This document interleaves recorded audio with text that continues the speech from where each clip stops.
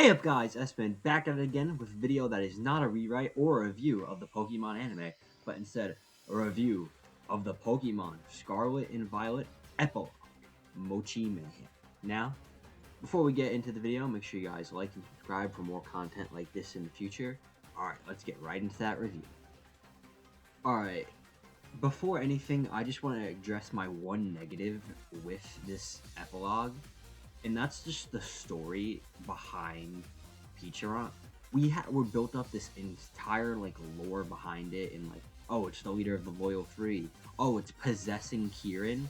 Like, what was the whole purpose of that? Just for them to not do anything.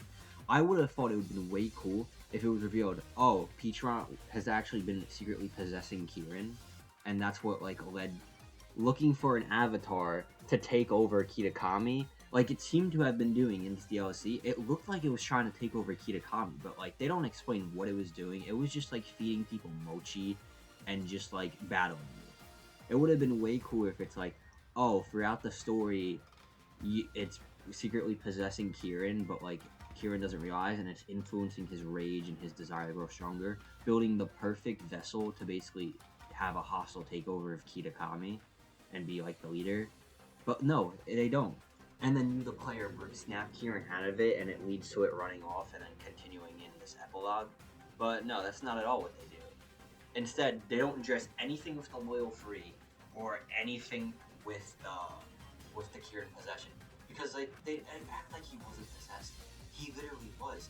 He punched the statue of the loyal three, and it immuned some purple energy that everyone who was possessed had. What's the whole purpose of that if you weren't going to do anything with him being possessed? And even the fact that he slicked back his hair and it kind of looked like the Pokemon, I'm just curious, what was the whole purpose of that if he's not possessed? He's literally the one character to not get possessed. I remember when this thing was leaked and I was seeing memes where it's what everybody expect Kieran to get possessed. He's the one character who doesn't. I just think that's stupid. Besides that, I think this epilogue was actually really good. It tied a little nice bow off on the Scarlet Violet story, as long with the hidden treasures of Area Zero. Basically, the story is, after you complete both DLCs and the main story, because of you haven't spoken to Arven in a bit, he says, hey, what's up, you want to hang out? I know you've been busy lately. I've heard you've been on the Kitakami trip and the Blueberry Academy and even went back to Area Zero, so do you want to hang out? You go to your house and the other two are there. My queen, Nemona, and Penny, who has an interesting reveal during this epilogue, but besides that, is still here. You guys talk for a bit. You get a letter from Kieran inviting you and some friends to go visit him in Kitakami. You go, hang out, and then you gotta fight everyone who gets possessed by peacharunt, catch them, hang out some more, and you're done. That's basically it. This whole DLC, story-wise, was kind of boring, but character-wise, I just think it was nice to see all these characters interact, and it just puts a little nice bow on the complete story of Scarlet and Violet. We get to see Kieran after his whole breakdown and you reconciling with him, and him even make new friends. We get to see our favorite characters again. We get to see Nemona act like herself, Penny have someone she can relate to in Kieran, and then Arven just be jealous of Kieran and your bond, and that's funny. Carmine doesn't really do anything till the end, but I like the little connections they make between Carmine and Nemona, them being similar. I also like how Kieran got whooped by Nemona. Nemona is canonically right now one of the strongest champions that we know of. The only characters I feel realistically are beating her potentially are Leon and Cynthia, and not because they're both strong, but we don't have anything to balance out comparing Leon and Cynthia to Nemona. There's other cute little details in this story. I just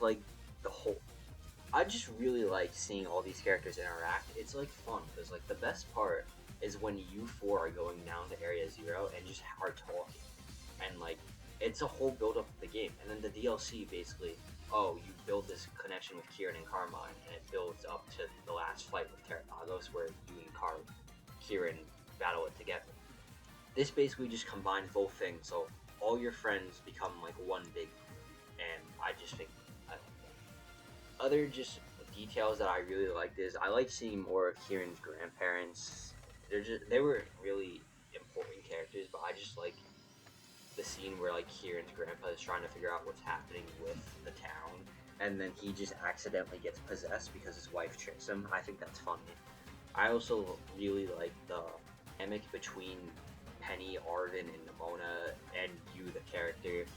But specifically, I just think like they're all fun together, and it's a nice group of characters. I wish we could have gotten an anime with like a character. It doesn't have to be Ash. Like it could have been Liko and like these three, and I feel like that would have been an incredible like group. And then you add characters like Kieran and Carmine onto it, and it's just even more fun. And then I like the little details we get about certain characters. Like we learned that Peony is actually Penny's father, which is random, and I think it's so funny. I had a friend who I was like, "Yo, they revealed Penny's father. You got to make predictions right now. Who is it?" And he was like, "Oh, it's Larry. It's the water gym leader." And then he like, "Wait, who the hell says Aventors?" Just for me to send him the screenshot of Peony. And he's like, "He doesn't even look like her." That was weak. And I just like the fight with Nemona, the final one. I almost lost that fight. I had to use a max revive because I came in like not expecting it to be like hard, so I was just using weaker Pokemon, and I just like was like, all right, whatever's on my team, I'll use. And then Nemona almost whooped me because how powerful she is. I was like, oh, I forgot how good Nemona is as a trainer.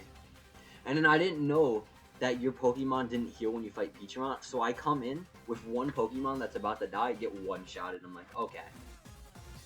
But yeah, really, overall, this is just like a fun little cat. Like, we get to see more of these characters. We get to see more of just Nemona, and that's the best thing I can say.